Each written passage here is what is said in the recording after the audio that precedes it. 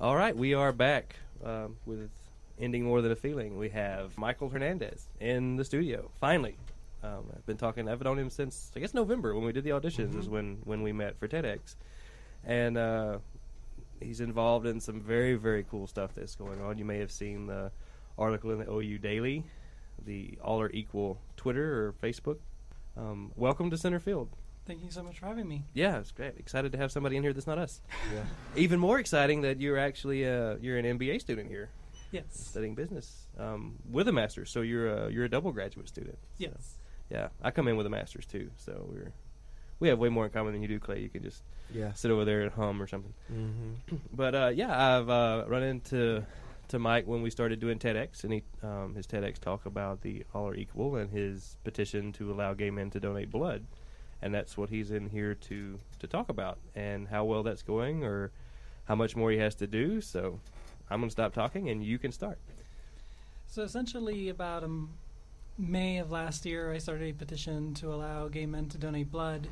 I'm hoping to go for 1 million signatures, and right now, as of this morning, we have 7,768. 7,000.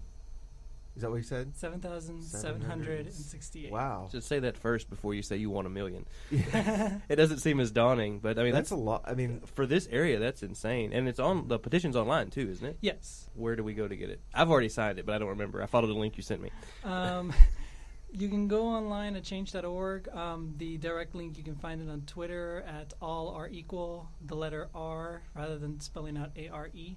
So All Are Equal. You can follow that Twitter handle, and there's links to the petition along with other petitions for marriage equality for other states. Particularly, they sent 2 yesterday with Rhode Island and Hawaii. They're asking for signatures as well. We'll put those links up on Centerfield's Facebook page and link to your Twitter.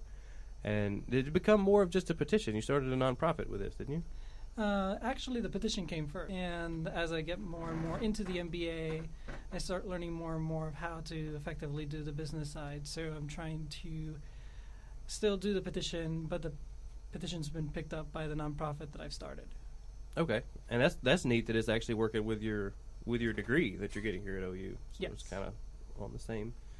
What reception have you had with it? I mean, I'm sure it's been mixed. It's a loaded question. You can answer or not. I just, kind of just get people, aware of it, because I had no idea until the paper came out. And I think that paper came out with the petition information like a week before the TED Talk auditions. Yes. And because that was a big thing, because when I went back to the office, hey, I met the guy that started this petition. So, 7,000 signatures. They're not all local. No. But. So essentially what happened was the paper that you're referencing came out sometime a week before the audition. So November 20th is when we had our audition. So it was a week before that. We had the Bellum Blood Drive, and along with the Women's Resource Center and CAC, we were able to sponsor a day particularly dedicated to allowing gay men to donate blood. And we got permission from the OBI to collect signatures during that day. And then that's where the article that you're referencing to. The reception, I've gotten a couple of receptions, especially particularly on that day. I had quite a few. I had some that said, I can't believe this is, still a policy. They're crazy. Then there's the ones that said, I don't care about that. Leave me alone. One of them actually approached me, and we argued for about 20 minutes of, Bible and allowing people to donate blood. And I keep telling them this is not marriage. This is not something that the Bible says specifically that gay men cannot donate blood. It's not in the Bible in there. So after 20 minutes, I said, I'm sorry, I have to let you go, because during those 20 minutes, I could have gotten 20 other signatures. And, you're saying that you're not trying to prevent me from gathering signatures, but this is kind of a way that's been preventing me. So he left, and then 10 minutes after that, he came back, and he signed the petition. And I was shocked. I'm like, okay, you argue with me for 20 minutes. I don't know what happened. And he said to me that the reason why he signed the petition was that he was a sinner, and yet he's still allowed to donate blood, regardless of whatever his sin is. And even though he'll pray for me, to be straight, that we should have a policy that's more reflected on allowing people to donate rather than just being defined by a particular sin base. Okay. Yeah, and that's kind of something that I wanted to talk with you more about, too, the idea that this is policy, because, I mean, most of the people that are on campus were born after this policy began, and or just, I mean, it's always been there. And, I mean, a lot of young people don't donate blood anyway. And this is real time. Like, I know there was a thing, there was a blurb about, I don't know if it was local, I think it was local, about blood donations, that a lot of people during this part of the year don't donate blood because they're sick, or they can't donate blood, so there's a shortage during flu season or whatever. And that was kind of, for people that don't know, like, how this became policy, or why this became policy, and why that policy is obsolete now. Oh, that's a good question. And that was kind of what I was interested in hearing, is what's the background on the policy? Okay. Well, I'm going to address one thing first before I answer the policy question. The whole people do not also donate during wintertime because a lot of their blood banks get filled with blood during school time and businesses. So what happens during Christmas, everybody's gone for the holidays, everybody's, they're on vacation, they can't really donate blood because they're not there. Same thing with the summer. Summertime is also one of the lowest times during the year. Oklahoma has been fortunate enough to not have a deficit in blood supply, but other states do, especially when we go into higher population states like New York and Florida. The way that this policy actually started was sometime in the 1980s. This disease started popping up in gay men, and they called it the gay cancer. And eventually it became known as the gay-related immune disease. And the FDA said, we're not going to have any of this. If you've had sex with another man and you're a male, we're going to not allow you to donate blood from now on because we want to control this epidemic. Eventually it became known as HIV and AIDS, and so it no longer was stigmatized as a gay disease because straight people were getting it as well. But they still kept the policy as a remnant of this fear from the early 1980s. Okay. So, what is for anyone, once blood is donated, what is the process that it goes through before it can be used in a transfusion or something like that? Do you know? Yes. Essentially, your blood is not taken as whole. It's first tested to begin with for 7 different diseases. It's tested twice for HIV. I think it's HIV 1 or 2 that tested twice for an HIV 1 or 2. The other one will be tested once, but still HIV is tested twice. And then once they test the blood and it's clean, then they separate it by components. So they were separated by the platelets, the red blood cells, so on and so forth, and then each of them have their own shelf life. One of them has, I think, 3 days, another one has 1 day, another one has 2 or 3 weeks. So, that's why we constantly need to be supplying blood, because the one that expires, in 1 or 2 days, you kind of want to upkeep that.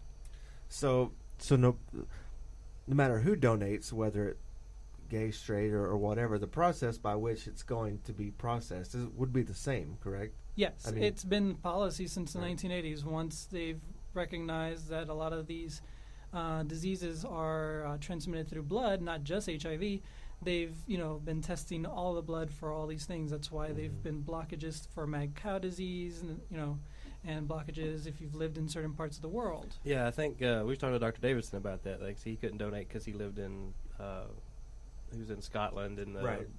During the mad cow epidemic, so he's not allowed to do that.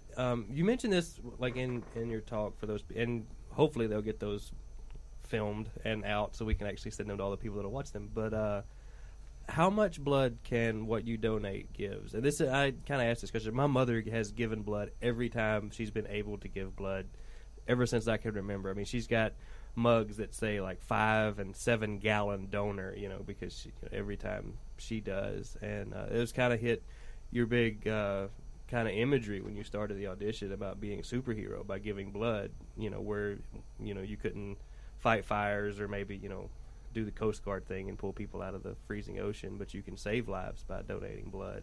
How many lives are saved by donating blood? Well, there's a bunch of statistics, and it depends on the event. Ideally, you can save about 3 people with a pint of blood, so that's 1 donation. Some people can donate 2 pints of blood per visit. That's if their iron levels are really high. So at that point, you can actually save 6 lives. A child, when they're born, they have enough blood in their system for a teacup, so you can save a bunch of baby lives. You can also, a car accident takes 100 pints of blood on average to, stabilize the person. So that, of course, will demand a lot more blood. And if we were to include all the gay men, a study from Canada suggested that if we do that and we put a 1-year ban, so that way we catch all the HIV before, so during the non-traceable time, because the first 3 months of the of you being infected with HIV, it's non-traceable. Even though some tests, if you do some blood work, you can get it tested, but most tests currently today that are cheap and free are basically testing for antibodies, and the antibodies won't show up till 3 months after the infection date. So if we push that to about a 1 year, that's 4 times the necessary time, so we can definitely catch any HIV. But pushing that by 1 year, we will allow 120,000 people who can be eligible and willing to donate blood, and that's about 2.65 swimming pools of blood that we can have. And family-sized swimming pools, that's a lot of blood. Mm-hmm. That is a lot of blood. I didn't realize how much blood it took for, on average, for a car accident either. When you start adding up, your pint of blood, and it takes 100, that's, 100 people for one car accident. How many car accidents have we seen in the last week? And you take the shelf life that you were talking about for blood, some of it doesn't, it doesn't last that long. Yeah, it's not full of preservatives. It's not Monsanto blood. Yeah. If it is, maybe we could work on that. How long have you been working on this stuff? I know this is not something that just appeared overnight or in the last 6 months, or if it is, that's amazing. But well, it's actually appeared about 8 months ago, so you're not that far off. Okay, so it is relatively new. Mm-hmm. But so wow, yeah. Is there anything particular you want to tell our tens and tens of listeners? But this, I hope we get more than 10. We will, and that's the neat thing about working here at The Wire is we can record what goes out, and then we can edit it in audio editing software and send out audio clips. So yeah, we can send this interview wherever we want to send this interview. And so yeah, anything you want to say to somebody that may potentially be listening to this interview that's not listening to it streaming about this, and we'll get the links up for All Are Equal and all that good stuff on our Facebook page, which I think has 45 friends, maybe. Well, I'm one of those friends. Yeah, I think you were number 45. Yeah, but we can link it, and when you get some shares up and see people that are actually sharing this, it's not just you telling them again. It's actually showing that kind of we're behind student initiatives, and especially things that are going to save so many lives, and especially when you're dealing with like a draconian remnant of why gay men can't donate blood is really. And I think that's a big thing. People just aren't aware of why they can't. It's just we've all grew up with, well, you just can't. And it just has always been that way, and nobody's ever really tried to change it because they don't want to take on the FDA because they're the FDA. And unfortunately, a lot of people just don't even know that this policy exists. Even as a gay man, some people don't even know that, and when they find out, it's sometimes way too late because they've already had sex, so they can't really donate blood at that point. Right. Because I know that, and a lot of times you can donate blood in honor of someone else or specifically for someone else. I think that maybe that's when a lot of people find out they can't, because they may not give blood here on campus, but if a friend of theirs is going through surgery or had a car accident or something, they want to go and help them out, and then find out that they can't. I'm sure that's a big blow to wanting to try to help somebody. Do you have any questions?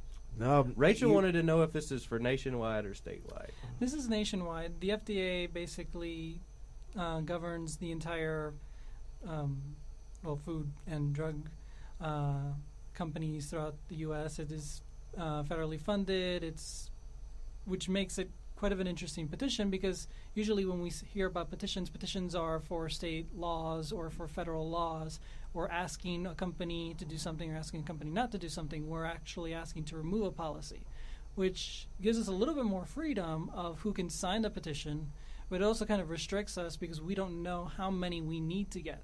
So ideally I'm saying 1 million, because 1 million people has a much louder voice than 7,768. Right. Because if you want to deal on a federal level, you need to get the other 49 states involved too. And are you getting with the Twitter feed? Are you getting a lot of followers, a lot of back and forth? I see a lot of retweets on the stuff that All Are Equal posts with marriage equality and stuff. And at the same time that kind of gets visibility, are you worried about that becoming part of people kind of ignoring it because it's part of the marriage thing, where or any publicity is good publicity? The way I see it, the marriage equality is something that we need to have, but that has to come with time, and we are waiting on the 2 Supreme Court cases that are up this March, right, and waiting to hear what they're going to say sometime in May or June or July. One of the major problems that we have is that we're right now focusing all our efforts on marriage equality.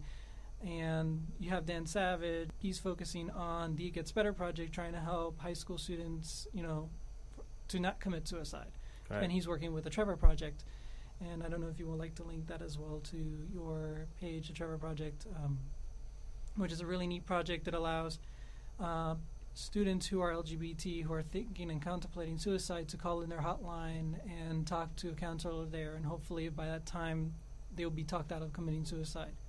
Because it does get better when we're trying to make it better. But the effort's mostly confined to those 2 areas, and that's why I kind of branched out in this effort, because this does affect us, and this not only affects us, it affects everyone else, because that's a holistic. If you get into a car accident, you're straight, you're going to need blood. So, we would like to be able to help you as well. Just like, when we get into a car accident, we're going to need blood, and we're going to get it. But we can't give it, so we can't return the favor. Right. And you're not worried about catching straight from getting straight blood. Well, and if I'm lying there in a hospital bed, that's the last thing in my mind is where blood is coming from, and so.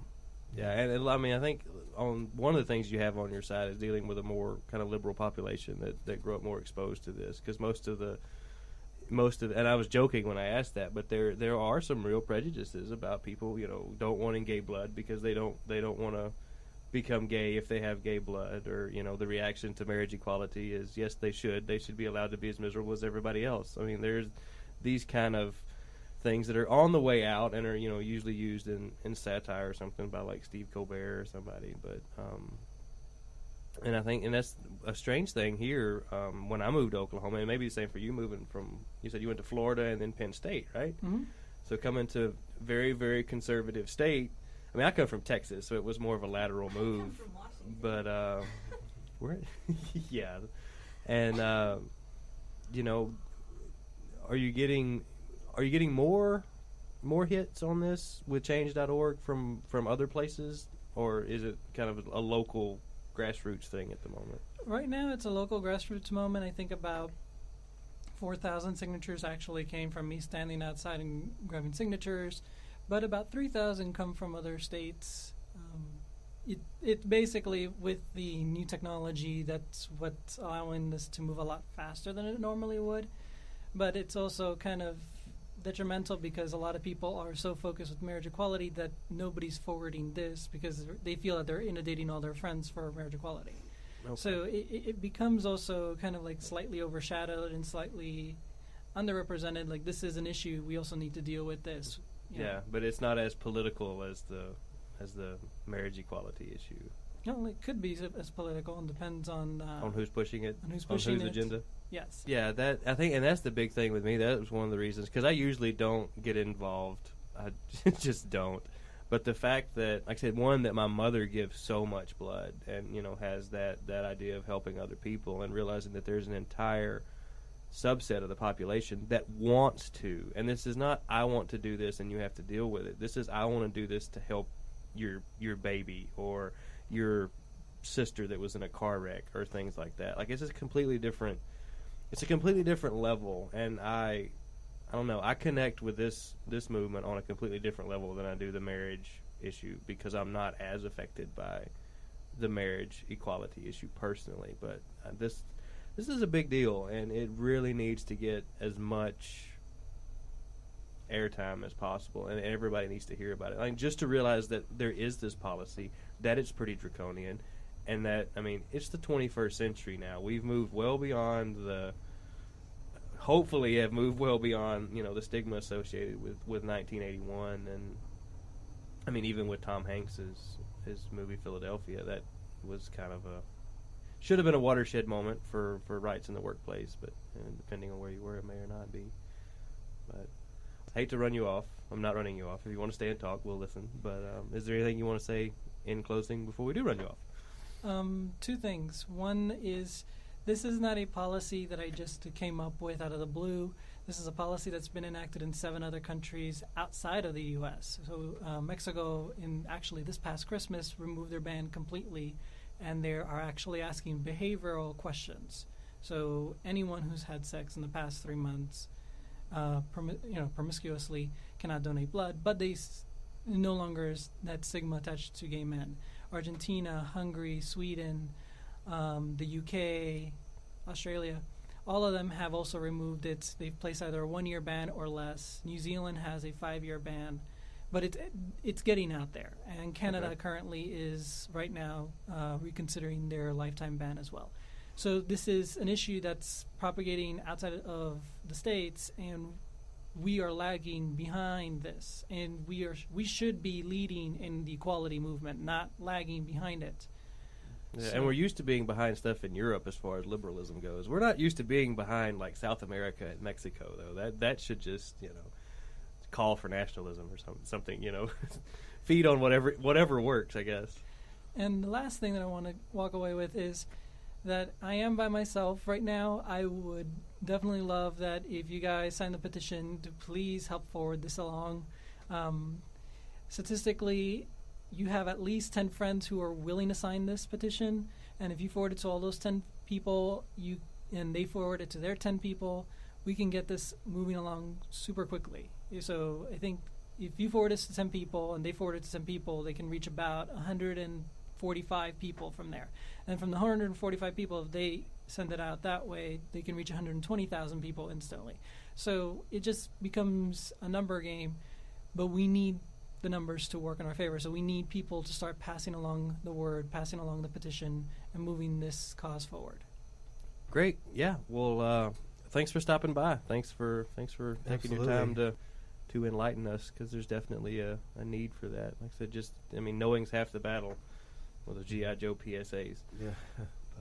But so yeah, we'll cut to a song and get everybody situated again that's coming in. And thank you, Mike Hernandez. No problem. Thank you for having me.